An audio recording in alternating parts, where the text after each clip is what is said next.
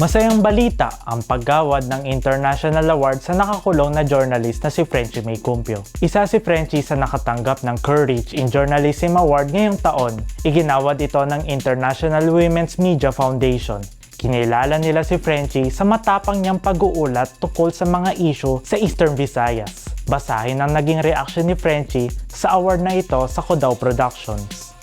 Samantala, pinaiimbestigahan ng Grupong Karapatan Central Visayas ang mga posibleng paglabag ng Armed Forces of the Philippines sa International Humanitarian Law sa operasyon nito sa Kawayan Negros Occidental.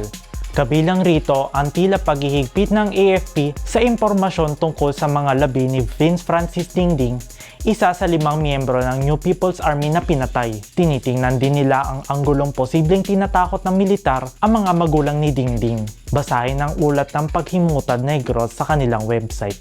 Pambabarat sa sahod at benepisyo ang nasa likod ng sunod-sunod na mga protesta ng mga manggagawa mula sa iba't ibang kumpanya. Ilan sa mga kumpanyang ito ang LBC Express, PLDT at Day One Craft Philippines. Naghain na ng notice of strike ang union ng LBC Express dahil bukod sa karampot na alok na wage hike, nagmamaneobra rin umano ang management para mapalitan ang regular na empleyado. Samantala, standstill naman ang collective bargaining agreement ng union at management ng PLDT dahil sa anilay pagkakait sa karapat-dapat na sweldo at benepisyo para sa mga manggagawa nito.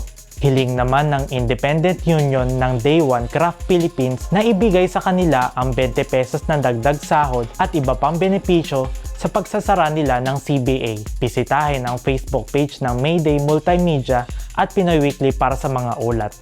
Itinuturing na malaking tagumpay ng human rights groups ang pagbabasura ng Cebu Regional Trial Court sa kasong terrorism financing laban sa grupong Community Empowerment Resource Network Incorporated o CERNET. Isinampa ng Department of Justice noong 2024 ang kaso laban sa 27 staff at direktor ng CERNET, isang humanitarian NGO na nakabase sa Cebu. Ayon sa CERNET, dapat managot ang public officials na nasa likod ng kaso nila. Panggigipit umano sa mga kritiko at humanitarian workers ang pagsampa ng financing terrorism.